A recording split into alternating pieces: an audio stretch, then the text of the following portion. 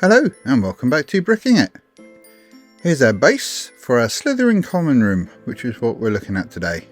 So while we speed run through the walls, let's have a look at the walls of Slytherin's common room.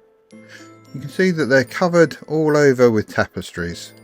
Now I've got no way of doing that in brick, so I'm just going for a dark tan basic wall. Most of these are going to be obscured or covered in some way anyway, so we're not going to go to too much extreme to try and replicate the wall coverings. Got to pop a bracket at the end here because the right hand wall is going to be made in a different way.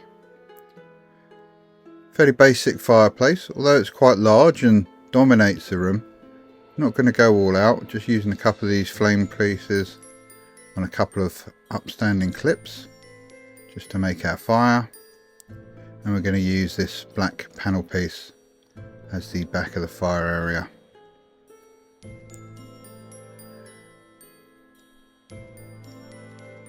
Now before we put in the next part of the walls, we need to actually have one of our sofas.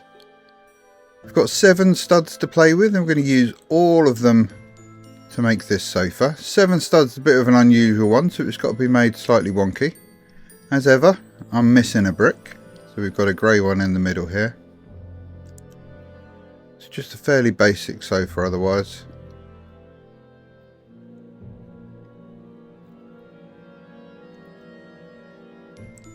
Two parts of the base are held together with the back using some of these 1x5 plates.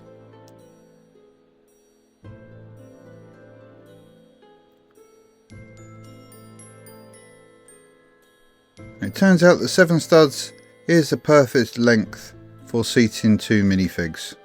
So once we have our sofa assembled, we can bring in a couple of our Slytherins to sit on it. We're going to pop on Blaze and Goyle. Now the reason we had to build this now when we're only halfway through the build is because this is exactly the space that we've got available, and it's going to interfere with part of our build if we don't put it in now.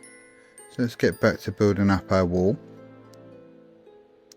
And here we're going to add our windowsill, and this is why we added the sofa now, because that clicks in just above the arm of the sofa, and it's very difficult to get the sofa in once the walls are built up.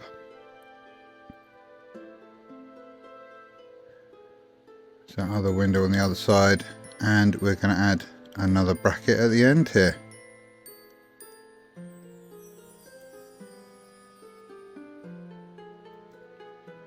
Not going to see this corner, so I'm using a generally colourful brick. And this is the first of our supports for our windows. Again, they're going to be completely obscured, so the colour doesn't matter. Just going to put one of these 1x4 plates. You can see that reaches down to where the windowsill is. The glass itself, obviously we're going to use these trans green bricks. And a few more snot bricks around the top. Need to integrate the fireplace into the wall, so we can add on our next pillar. And again with one of these tiles on the front. It's going to complete our window. Same again on the other side. So I'll finish a bit of the fireplace while we're here. Here we're adding the last bit of detail to give us our window shape. Nice arch window. And finish that off with a half round. Not exactly the same, but it gives us a general impression of those tall windows that we see in the Slytherin common room. I've messed with the geography of the room a little bit. Not everything's exactly where it is in the movie set, but I did want to hit most of the features that you see as recognisable. See, we're getting a lot of colourful bricks in here. It's because a lot of them are going to be obscured, and as ever the backs of my modules are never on display. So it doesn't really matter what colour they look like from the back. So our second window complete.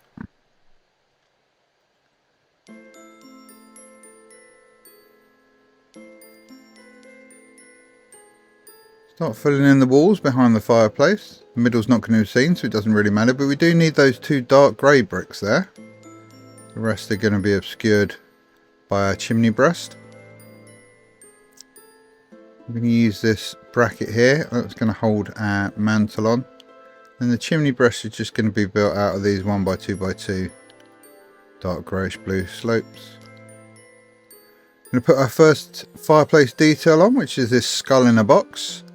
This detail was included in the Slytherin common room. And it worked so well, I decided to transpose it across into my Slytherin common room. Here we have our skull on display on the fireplace. Use this 1x6 tile just to pop in that mantle detail. Can carry on building up our walls. Got one of these curved tiles just to accommodate the hinges from my Great Hall.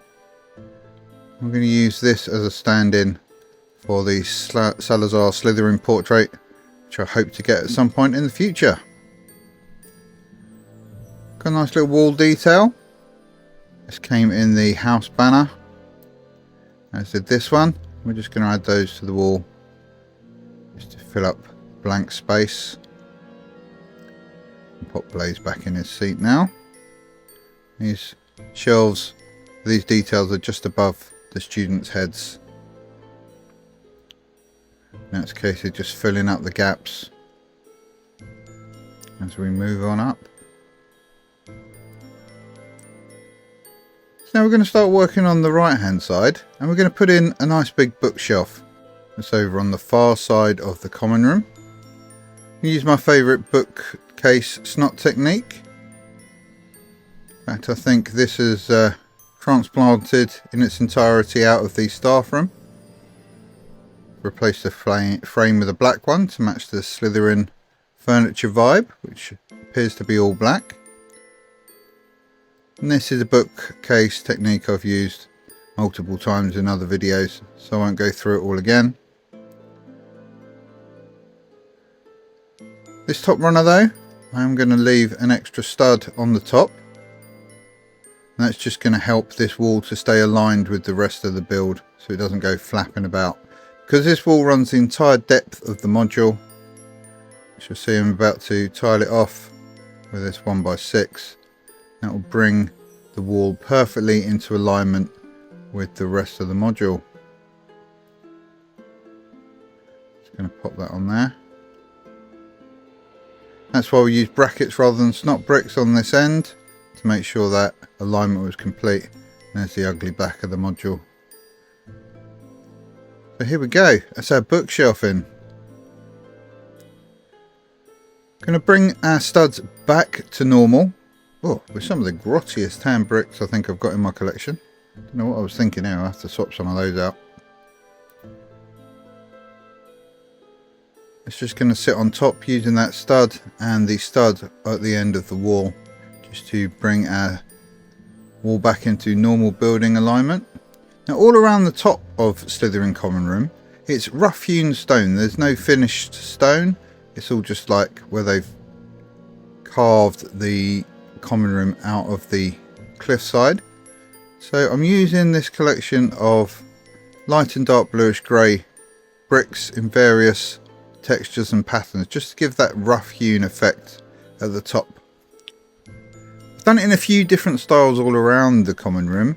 That left hand wall is very knobbly. We're using cheese wedges and all kinds of slopes and things, and we've got a lot of texture here. Behind the fireplace can't have quite as much texture, otherwise it'll interfere with the chimney breast. So what I'm actually using is a collection of square and round 1x1s.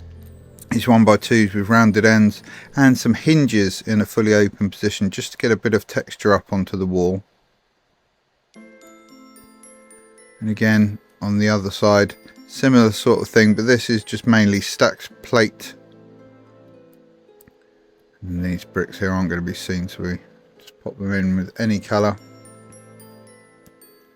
Just going to fill in that space just to get a bit of texture on the wall, just to represent that unfinished stone at the top of the build.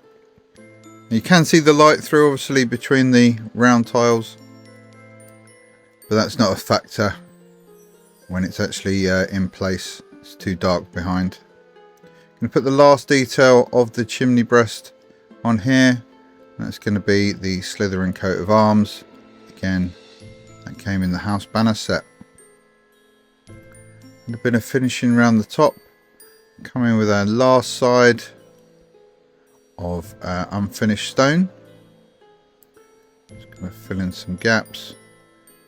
Put the decorative brick to hold the front of the module in. And here, this one mainly built out of those offset hinge pieces and some round and square tile. Just finish off the top of the wall with the dark tan layer common to all of my modules. That's largely the interior walls all finished. Now we can start adding some more furniture pieces. No room for a second sofa, so we're just going with an armchair. Exactly the same style of build, so I won't go through that one again. Just reduced in width from 7 to 4 studs. You can actually put that in nice and close to the other sofa, but it looks a little better with a bit more breathing room between the two seats. In this side of the common room, we're going to add a couple of chairs and a round table to represent the homework area. This table is just made out of one of these Technic discs and a cup. I use that Technic disc because it's glow in the dark, and I do love a bit of glow in the dark stuff in each of my modules. Pansy Parkinson reading a dark arts textbook, and why wouldn't she? Sitting at the table there. And that, once we've popped our front on, is our Slytherin common room. We've got room for all of my named Slytherin figures inside. Largely hit all of the visual landmarks of the common room. I think we can call this one done. That's our common room. If we look at the actual movie set, you can see we've hit most of the landmarks, got most of the features of the common room.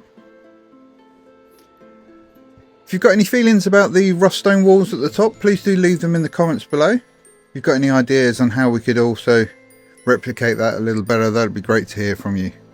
If you've enjoyed this video, please do leave us a like. And if you'd like to see more Hogwarts MOC builds, then please subscribe to Bricking It. Bye bye.